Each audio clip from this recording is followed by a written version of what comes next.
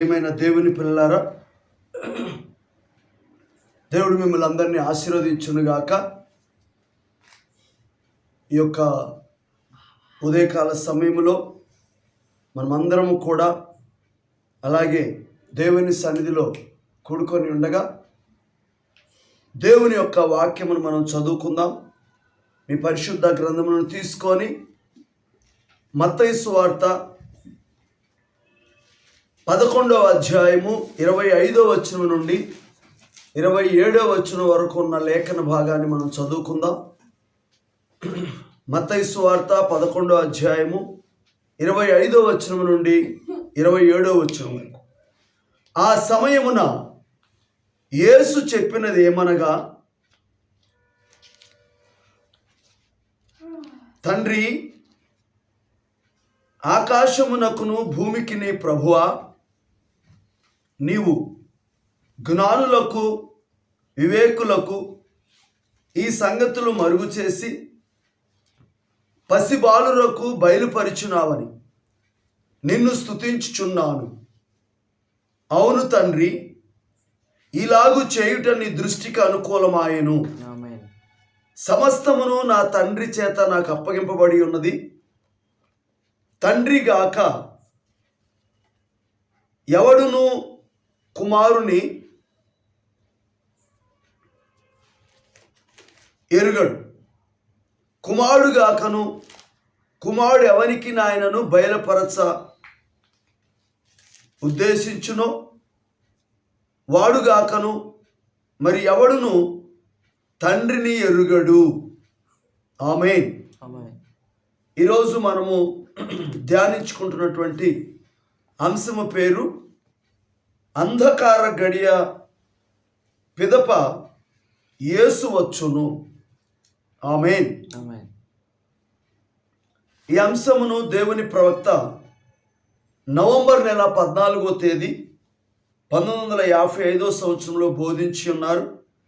అంధకార గడియ పిదప యేసు వచ్చును అనే ఈ అంశంలో నుండి కొన్ని ప్రాముఖ్యమైన విషయాలు చదువుకొని ధ్యానించుకుందాం.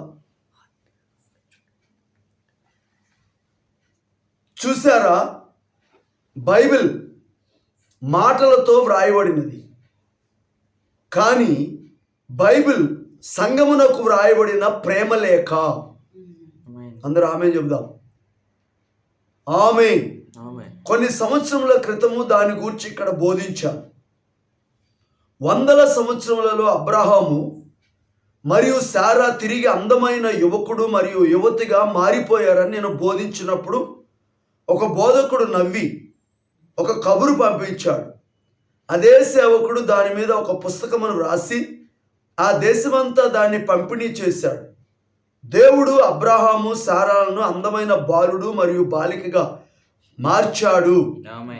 బైబిల్ ద్వారా నేను దాన్ని నిరూపించగలను. కానీ మీరు దాన్ని బైబిల్లో చూడండి, మీరు దాన్ని ఎన్నడూ వేదాంత కళాశాలలో నేర్చుకొనలేరు. అది భయంకరమైన తప్పుగా అనిపించవచ్చు, కానీ బైబిల్ చెప్పుచున్నది దేవుడు దాన్ని చెప్పాడు. జ్ఞానులకును వివేకులకును ఈ సంగతులను మరుగు చేసి పసిబాలులకు నీవు బయలుపరిచావు. అది నిజమేనా? ఆమేన్. ఆయన పసిబాలురకు దాన్ని బయలుపరచును. బైబిల్ను గ్రహించుటకు నీకు జ్ఞానం అవసరం లేదు, నీకు దీన హృదయము కావాలి. ఆమేన్. దేవుడు సంగమునకు వ్రాసిన ప్రేమలేఖ పరిశుద్ధ గ్రంథము. అది ఈ లోకంలోని జ్ఞానులకు అందరికీ మరుగు చేయబడి ఉన్నది.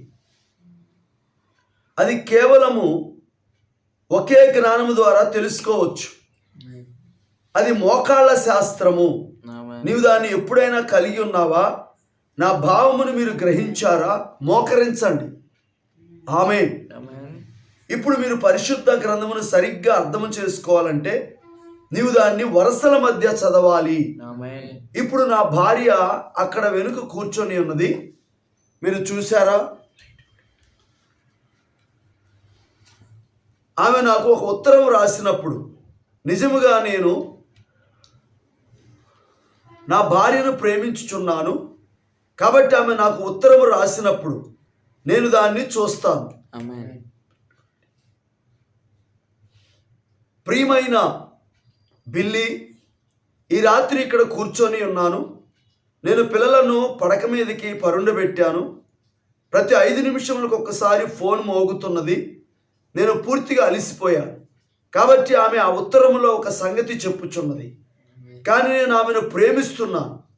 కాబట్టి నిజముగా ఆమె భావం ఏమిటో నాకు తెలుసు. మీరు చూచారా?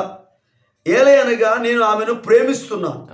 నేను ఆమెను అర్థం చేసుకుంటాను. ఇప్పుడు బైబిల్ ఒక విషయం చెప్పుచున్నది. కానీ నీవు గ్రంథకర్తను ప్రేమించుచున్నట్లయితే ఆయన భావమును నీవు కూడా గ్రహిస్తావు. మీరు చూసారా? ఆయన తన ప్రియురాలికి బయలుపరచును. నీవు ఆయన ప్రియురాలిగా ఉండగోరుట లేదా? ఉండగోరుచున్నాము. ఆమేన్. ఖచ్చితంగా నీవు ఆయనను ప్రేమిస్తున్నావు. పరిశుద్ధాత్మ అక్కడే ఉండి ఈ విధంగా చెప్పును. జ్ఞానులు మరియు వివేకులు దాన్ని ఈ విధంగా చదువుతారు. కానీ నీవు అలాగే చదువుము. నా భావము నీకు తెలియపరచుదును. చూసారా? అప్పుడు ఆ చిత్రము అంతయు నీకు కనబడుతుంది. నీవు కొంచెం సేపు చదివి తర్వాత కూర్చొని మొర్రపెట్టుము. తర్వాత లేచి నేల మీద కొంచెం నడువుము, మొర్రపెట్టుము. ఆ విధముగా దేవుని దగ్గర నుండి నీవు ఒకటి పొందుతావు. ఆమేన్. ప్రార్థించుకుందాం. మహాపరిశుద్ధుడా, ప్రేమ కలిగిన మా ప్రియ పరలోకపు తండ్రి, చదవబడిన ఈ మాటలకు మీ ఆశీర్వాదమును తోడు చేసి మాకు అర్థమయ్యే రీతిలో మీరు బోధించమని యేసుక్రీస్తును అమూల్యమైన మీ నామంలో ప్రార్థిస్తూ ఉన్నాము తండ్రి. ఆమేన్. ప్రభునందు ప్రియమైన దేవుని పిల్లలారా, ఈ ఉదయకాల సమయంలో దేవుడు మిమ్మల్ని అందరినీ ఆశీర్వదించును గాక. God bless you. మరి దేవుని మహాకృపను బట్టి 2024 సంవత్సరం ఫిబ్రవరి నెల మరి 11వ తారీఖు దేవుడు ఆశ్చర్యకరమైన రీతిలో మనల్ని బ్రతికించి ఆయన సన్నిధి మనకి ఇచ్చినందుకు ఒకసారి 2 చేతులు ఎత్తి దేవుని స్తుతిద్దామా? హల్లెలూయా. ఈ ఉదయ కాలంలో మనం ఇంకా ఆలస్యం చేయకుండా నేరుగా మనము వాక్య ధ్యానంలోనికి వెళదాం. చూడండి, మనము మత్తయి సువార్త 11వ అధ్యాయము 25 నుండి 27 వచనాల వరకు చదువుకొని అంధకార గడియ పిదప యేసు వచ్చును. ఈ అంశంలో ఎన్నో విషయాలు ఉన్నాయి. కానీ అందులో బైబిల్ యొక్క ప్రాధాన్యత, దేవుడు పరిశుద్ధ గ్రంథాన్ని ఎవరి కోసం రాశాడు, ఎవరు దాన్ని అర్థం చేసుకుంటారు, ఎవరు దాన్ని నమ్ముతారు, ఎవరు నిజంగా దాని ద్వారా దీవించబడతారు అనేది దేవుని ప్రవక్త ఇక్కడ చెప్తున్నాడు. చూడండి, మొట్టమొదటిగా బైబిల్ మాటలతో వ్రాయబడింది. కానీ బైబిల్ అనేది సంఘానికి వ్రాయబడిన ప్రేమ లేఖ. కొన్ని సంవత్సరముల క్రితము ఆ మాటను ప్రవక్త బోధించినప్పుడు ఒక దైవజనుడు అన్నాడు, ఇది తప్పు అన్నాడు. కానీ అర్థం చేసుకున్న తర్వాత ఆయన ఏం చేశాడంటే మన ప్రవక్త బోధించిన దాన్ని ప్రింట్ చేసి అనేక మందికి ప్రకటించాడు, బోధించాడు, అందజేశాడు. చూడండి, ఇక్కడ ముఖ్యమైన ఒక విషయం ఏంటంటే బైబిల్లో అబ్రహాము శారాల గురించి మనం చదువుతాం. అయితే దేవుడు అబ్రహాము శారాలని ఎన్నుకొని పిలిచి రక్షించిన తర్వాత, వారికి వాగ్దానం ఇచ్చిన తర్వాత ఆమె చెప్తారు. అందరూ చేతులెత్తి ఆమె చెబుదాం. హల్లెలూయా. వారి జీవితంలో చివరిగా ఎలోహిముగా దేవుడు దిగి వచ్చి మానవ దేహములో వారి శరీరాలను మార్పు చెందించాడు. వారు యవనస్తులుగా మారిపోయారు. ఆ విషయము వాక్యము ద్వారా నేను నిరూపించగలను అంటున్నాడు. చేతులెత్తి ఆమె చెబుదాం.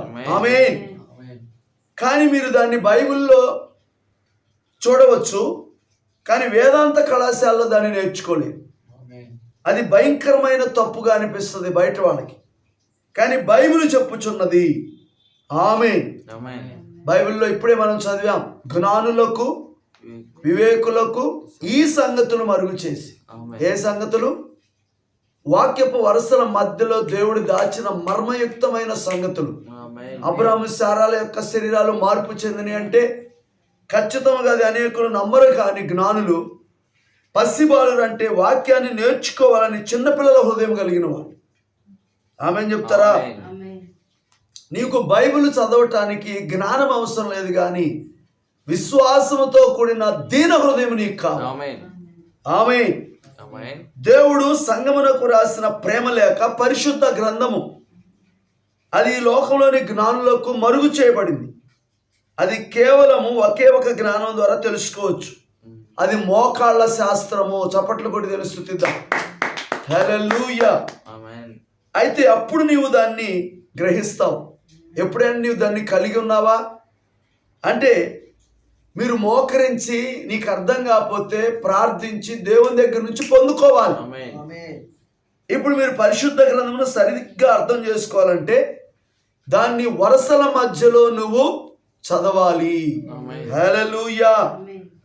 ఇప్పుడు ఉదాహరణకి చెప్తున్నాడు, మన ప్రవక్త భార్య దూర ప్రాంతం వెళ్ళినప్పుడు ఆయన ఉత్తరం రాస్తూ ఉంటుంది. ఆమె ఉత్తరం రాసినప్పుడు నిజంగా నా భార్యని నేను ప్రేమిస్తున్నాను కనుక ఆమె ఉత్తరం రాసినప్పుడు ఈ విధంగా రాస్తుంది. ప్రియమైన బిల్లి, ఈ రాత్రి ఇక్కడ కూర్చొని ఉన్నాను. నేను పిల్లలను పడక మీదకి పరుండబెట్టాను. ప్రతి 5 నిమిషాలకు ఒకసారి ఫోన్ మోగుతూ ఉంది. దానివల్ల నేను చాలా అలసిపోయాను. ఎందుకంటే ఆ ఇంట్లో ఫోన్ ఉంటుంది. ప్రవక్త గారికి ఫోన్లు చేస్తూ ఉంటారు. ఆమెనంటారా? అయితే ఆమె మాట్లాడుతున్న ఆ మాటల్లో లేక రాస్తున్న ఉత్తరంలో భావం ఏంటో ప్రవక్త గ్రహించగలడు. ఎందుకంటే నేను ఆమెను ప్రేమిస్తున్నాను కనుక నేను ఆమెను అర్థం చేసుకుంటాను. అలాగే ఇప్పుడు బైబిల్ కూడా ఒక విషయం చెప్తుంది. నీవు గ్రంథకర్తను ప్రేమించుచున్నట్లయితే ఆయన భావమును నీవు గ్రహిస్తావు. గ్లోరీ. ఆయన తన ప్రియురాలికి బయలుపరుస్తాడు. నీవు ఆయన ప్రియురాలుగా ఉండగోరట్లేదా? ఆయన మన ప్రియుడు, మనం ఆయన ప్రియురాలము కనుకనే మనకు దాన్ని బయలుపరుస్తున్నాడు. ఇప్పుడు ఈ రోజు మనకు బయలుపరిచిన అనేక సంగతులు 7 ముద్రల ప్రత్యక్షత. చేతులెత్తి ఆమేన్ చెప్పండి. ఈ కాలంలో విమోచన ప్రణాళిక, ఈ కాలంలో 7వ దూత ప్రవర్తన గురించి, వర్తమానం గురించి, ఎత్తబాటు గురించి కేవలం ఎవరికి బయలుపరుస్తున్నాడు? ఆయన ప్రియురాలికి. అయితే జ్ఞానులకు వివేకులకు ఈ సంగతులు ఏం చేశాడు? ఆయన మరుగు చేశాడు. కాబట్టి నువ్వు ఎలా చదవాలంటే ఒక వార్తాపత్రిక లాగా దీన్ని చదవకూడదు, కానీ వాక్యపు వరుసల మధ్యలో దాచబడినటువంటి మర్మాన్ని మనము పరిశుద్ధాత్మ ద్వారా మనము నేర్చుకోవాలి. ఇప్పుడు అంతా చిత్రమంతా నీకు అర్థమైపోద్ది. తేటగా నువ్వు గ్రహించగలుగుతావు. కొంచెంసేపు చదువు, మోకరించు, ప్రార్థించు. అర్థం కాకపోతే అడుగు, మళ్ళీ లేచి అటు ఇటు నడువు. ఆమేన్. దేవునికి మొరపెట్టు. దేవుని దగ్గర నుండి ఏదో ఒకటి నువ్వు పొందుకుంటావు. హల్లెలూయా. కాబట్టి నా ప్రియమైన దేవుని పిల్లలారా, ఈ ఉదయకాల సమయంలో నేను ముగించే ముందు ఒక సత్యాన్ని మీరు గ్రహించాలని నేను ఆశపడుతున్నాను. అదేంటంటే, ఖచ్చితంగా దేవుణ్ణి మనం విశ్వాసము ద్వారా, దేవుడు ఏమై ఉన్నాడంటే వాక్యమై ఉన్నాడు. ఆ వాక్యము మాటలతో రాయబడింది, కానీ వాక్యపు వరుసల మధ్యలో దాచబడిన మర్మమును కేవలము ఆయన వధువుకే బయలుపరుచుకుంటున్నాడు. వేదాంత కళాశాలలో జ్ఞానులు, తెలివి కలిగిన వాళ్ళు ఈ సత్యాన్ని దాటుకొని వెళ్ళిపోయారు. వాళ్ళకి అర్థం కావట్లేదు. ఇది వధువు కాలం అంటే, ఇది ఎత్తబాటు కాలం అంటే, ఈ కాలానికి ఒక వాక్యం ఉందంటే ప్రజలు నమ్మలేకపోతున్నారు.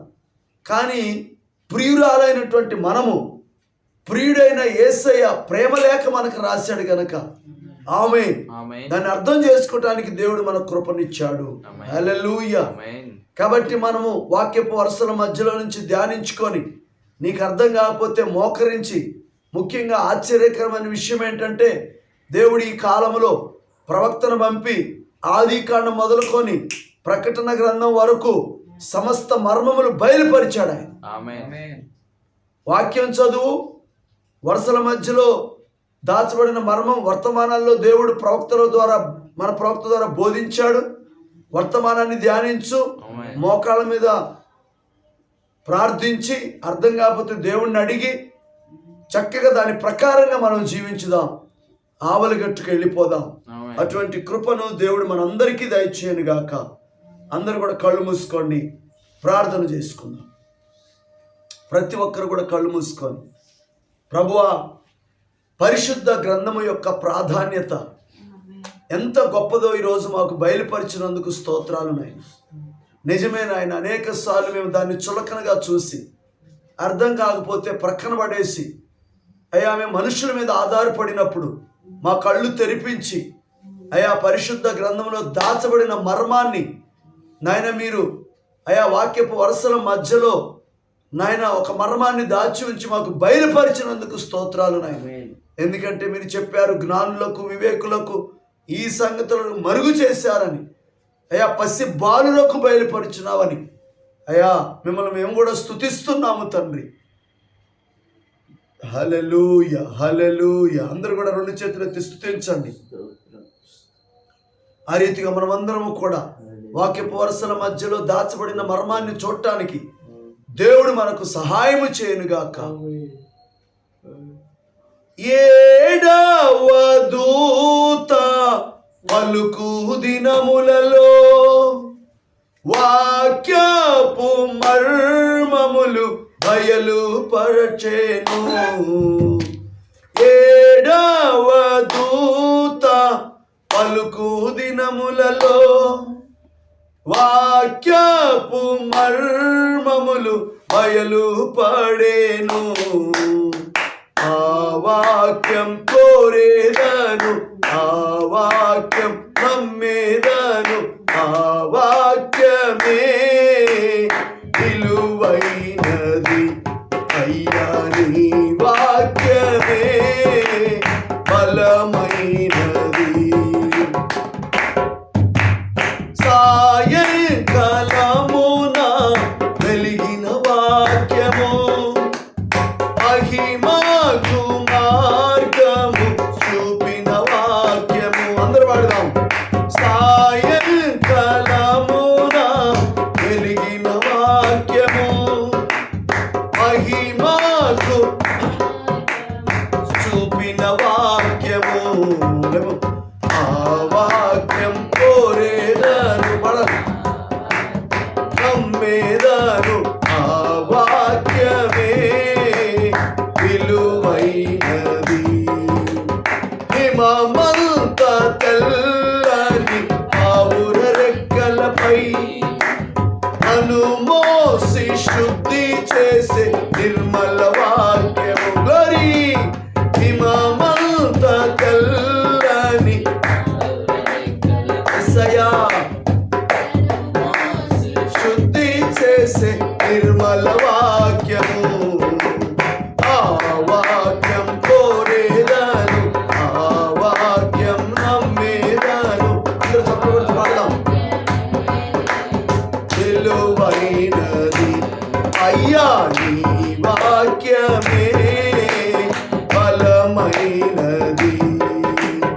రెండంచులు గల ఖడ్గము వంటిది, ప్రవక్త బ్రహ్మము చేతిలో మెరిసిన వాక్యము. ఆమేన్. రెండంచులు గల ఖడ్గము వంటిది, మెరిసిన వాక్యము. ఆ వాక్యం కోరేదను, ఆ వాక్యం నమ్మేదను, ఆ వాక్యమే బలమైనది. అయ్యా నీ వాక్యమే విలువైనది. యేసయ్యా మాకిచ్చిన అద్భుతమైన ప్రేమ లేఖను బట్టి అయా వాక్యపు వరుసల మధ్యలో దాచబడిన మర్మాన్ని మాకు బయలుపరిచిన దాన్ని బట్టి స్తోత్రాలు ప్రభు అని. ఆ రీతిగా మనం అందరం కూడా దేవుని స్తుతిస్తూ ఉండగా ముగింపు ప్రార్థన చేసుకుందాం. మనమందరం కూడా ప్రార్థనలు ఏకీభవిస్తుండగా నా కుమారుడు లెమియేలు ప్రార్థిస్తూ ఉండగా మనం అందరం ఏకీభవించుదాం. విజయమలిగిన మా దేవ, ఘనమైన మా తండ్రి, సర్వోన్నతుడా, సర్వశక్తిమంతుడా, నిన్న నేడు ఏకరీతిగా ఉన్న తండ్రి, అవును పరిశుద్ధమైన ఉన్నతమైన నామమునకు ప్రాతకాల సమయంలో తండ్రి లెక్కించలేని స్తోత్రం చెల్లించుకుంటున్నాము. గత రాత్రి మంచి విశ్రాంతిని దయచేసి ప్రభా, ఉదయకాల సమయంలో తండ్రి పునరుద్ధానం దినమున తండ్రి మమ్మల్ని సజీవ లెక్కలో ఉంచి తండ్రి మీ సన్నిధానంలో మమ్మల్ని కూర్చున్న పెట్టిన విధానాన్ని బట్టి స్తోత్రం ప్రభా. ఇంతవరకు తండ్రి కుటుంబాల పీఠంలో నుండి మాతో మాట్లాడి ప్రభా ఓ దేవ మీ ప్రియురాలైన మేము తండ్రి ఓ దేవా సమస్తమును ఓ దేవా మా భావము ఓ దేవా మీ భావము మేము ఎరిగి తండ్రి ఓ దేవా ఆ వాక్యంలో ఓ దేవా మీ భావాన్ని మేము గ్రహించి తండ్రి ఓ ఆమేన్. దేవా మీరు చెప్పిన ప్రతి మాటలో మేము ఓ దేవా నమ్మకంగా ఓ దేవా మేము ఉండటానికి సహాయం చేయండి తండ్రి. ఓ దేవా ఈరోజు పునరుద్ధరణ దినమున తండ్రి ఎక్కడైతే నీ వధువు ఆరాధన జరుగుచున్నదో తండ్రి అవును. మీరు అక్కడ దిగి రమ్మని ఆహ్వానిస్తున్నాము. ఎందుకంటే తండ్రి మీరు లేకపోతే తండ్రి అది ఎన్నటికీ తండ్రి పరిపూర్ణం కాదు కనుక ప్రభా ఓ దేవ తండ్రి మీరు దిగిరమ్మని ఆహ్వానిస్తున్నాము. అట్లనే తండ్రి డాడీ చేస్తున్న పరిచయాల్లో తండ్రి మీరే డాడీకి ముందుండి నడిపించండి. ఓ దేవా ఏడంతల ఆప్తతో నింపి తండ్రి మీరే వాడుకోమని అడుగుచున్నాము. ఆమేన్. అట్లనే ఓ దేవా జరుగుతున్న ప్రతి కుడికిలో తండ్రి మీరే ఉన్నాను ప్రభా. ఉదయ సంఘం అంతా కలిసి తండ్రి నిన్ను ఆరాధిస్తున్నది తండ్రి. ఉదయం మిమ్మల్ని ఆత్మతోనూ సత్యంతోనూ ఆరాధించడానికి అద్భుతమైన సమయాన్ని దయచేయండి ప్రభా. ఉదయం ఇంకా తండ్రి సంఘము ఓ దేవా క్రమాన్ని పాటించలాగా మీరే సహాయం చేయండి. అవును. ఎందుకంటే తండ్రి మీరు ఉదయ క్రమానికి పాత్రలు కానీ అల్లరికి పాత్రలు కాదు ప్రభా. ఉదయం మా ప్రవక్త చెప్పినట్లు ఉదయం అరగంట ముందు తండ్రి మీ సన్నిధానంలోకి వెళ్ళి తండ్రి సిద్ధపాటు కలిగిన హృదయంతో తండ్రి మీ వాక్యాన్ని నింపుకొని తండ్రి ఉదయం తిరిగి వస్తున్నప్పుడు తండ్రి అమ్మాయి దారిలో వచ్చిన సహోదరులు ఏ విధంగా అయితే ఉదయం వారి హృదయం మండించారు తండ్రి మా హృదయాలు కూడా మండించి మనం అడుగుచున్నాము. ఈ ఉదయకాల సమయంలో విన్న వాక్యాన్ని మా హృదయంలో బదిలిపరచండి. ఇంకా తండ్రి నీకు ఇష్టానుసారంగా మేము జీవించడానికి సహాయం చేయండి. ఈ పగలంతా తండ్రి మమ్మల్ని మీ దీవంత నింపమని యేసుక్రీస్తు నామములో ప్రార్థన అడిగి వేడుకొంచున్నాను. ఆమేన్. మన ప్రభు అయిన యేసుక్రీస్తు వారి యొక్క కృప సమాధానము దేవుని సన్నిధిలో చేరిన మనకు సకల పరిశుద్ధులకు సదాకాలము తోడై ఉండి నడిపించునుగాక. Amen. Amen. God bless you. అందరికీ